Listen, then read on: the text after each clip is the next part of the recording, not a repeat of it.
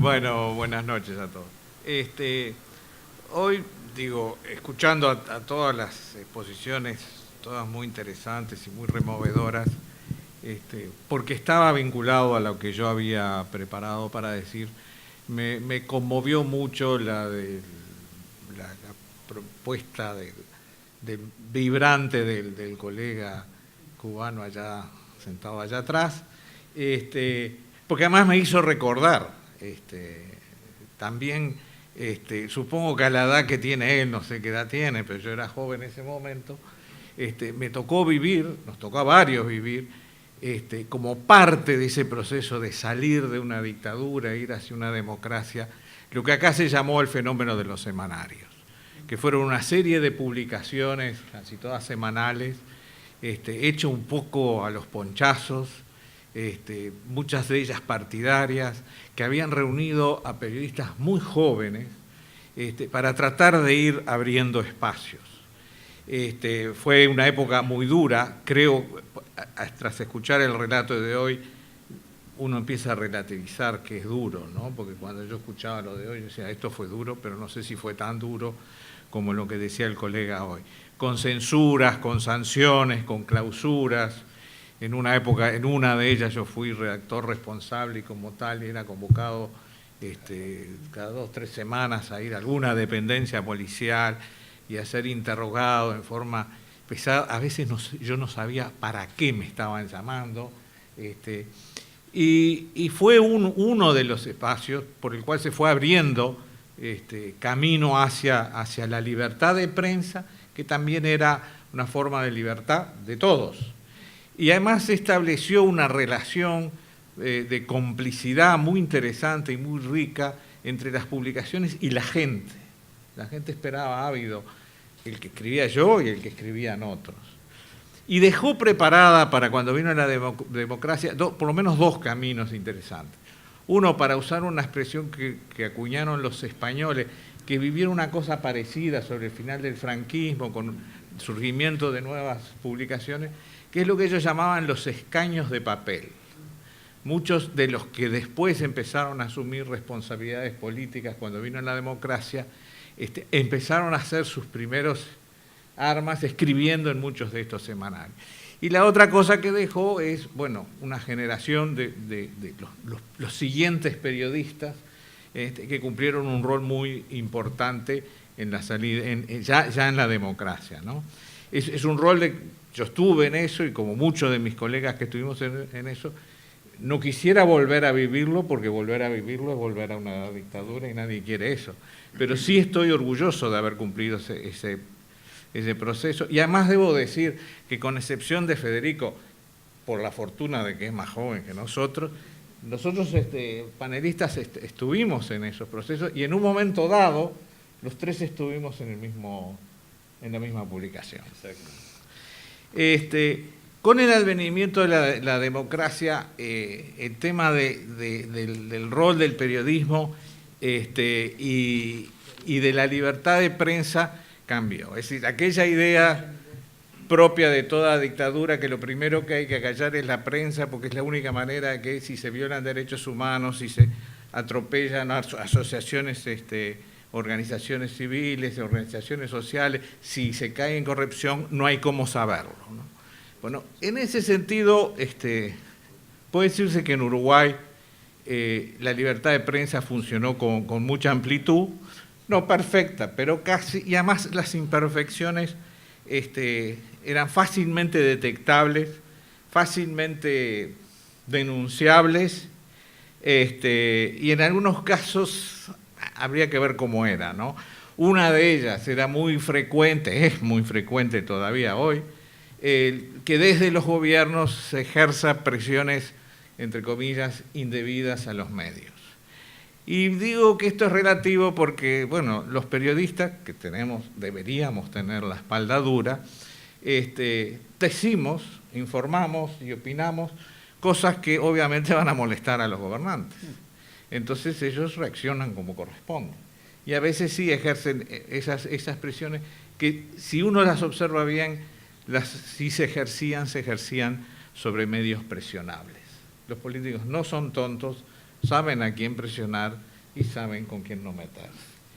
Entonces eso, digo, son cosas que pasan, que forma parte del fragor de la batalla que a veces hay entre periodistas y políticos, que si se llegara a un extremo podría ser un problema, pero yo lo relativizo. Un tema más, sí, más complicado, que ha tenido momentos más altos y momentos más bajos, es toda la discusión que ha sido constante a lo largo de los años de democracia, es el manejo de la publicidad oficial.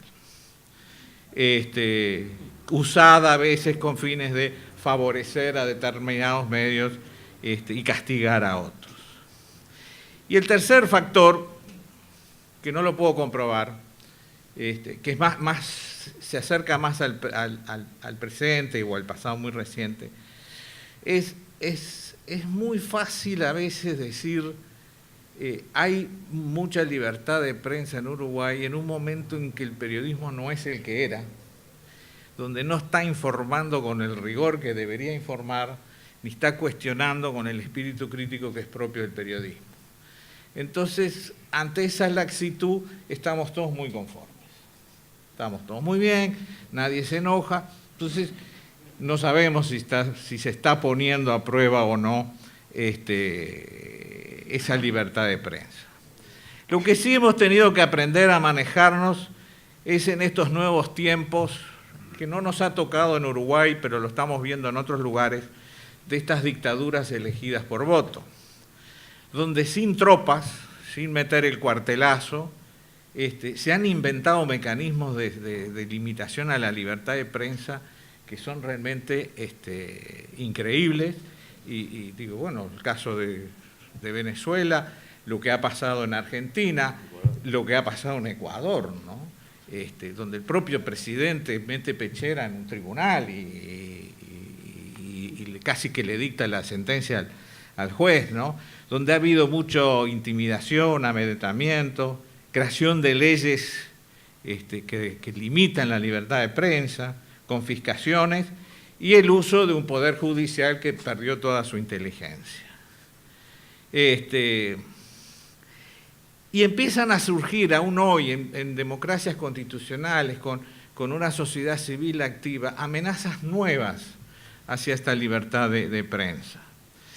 Yo empiezo a ver con cierta preocupación, que además están muy alimentados por las redes, ¿no? Un activismo militante que posa de ser ciudadano y que está presionando para acallar determinados mensajes y como para poner en duda la credibilidad del trabajo periodístico y de otros.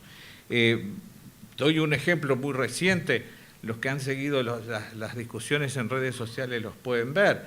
El año pasado un canal anunció que iba a inaugurar una de estas telenovelas turcas, sí, que son telenovelas, no estamos hablando de otra cosa, donde el tema era una chica adolescente que era obligada a casarse.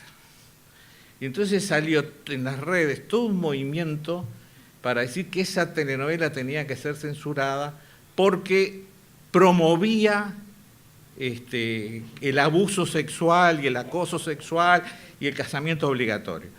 No lo promovía. La telenovela no tenía más profundidad que cualquier telenovela tiene, pero no lo promovía, más bien lo cuestionaba en forma bastante abierta. Y yo decía, pero yo nunca vi en los años de retorno a democracia una presión, no desde el Estado, no desde el gobierno, sino de la propia gente, va a decir, el resto no puede ver lo que yo no quiero que se vea. La Inquisición digital. Sí. La otra tendencia que uno creía que empezaba a decaer, pero no estoy tan seguro todavía, es este invento que sí se genera desde los gobiernos del relato, que es inventar que el gobierno está haciendo determinadas cosas, las esté haciendo o no las esté haciendo. Y cambiar la historia para atrás. Yo tuve la oportunidad de visitar el famoso museo que hay atrás de la Casa Rosada, que estaba museo de tecnología siglo XXII, pero es decir, en cuanto a la manera de exponer, pero el mensaje era, acá nada empezó, ni Perón, nada empezó hasta que llegó Néstor, ¿no? Entonces, para poder imponer ese relato, todos estos gobiernos han necesitado amedrentar, intimidar, acorralar y, si es posible, acallar. Y instalar la idea que mienten, sin fundamento, porque pueden mentir y demostrarse que mintieron. Mienten, ¿no? El famoso eslogan de Cristina, Clarín miente. Y que además ahora estamos viendo que el nuevo presidente de Estados Unidos ha entrado un poco en la misma, ¿no?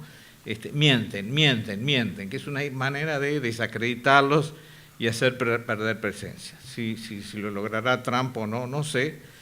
En Argentina tengo la impresión que horadó mucho en los medios, pero al final no logró el objetivo.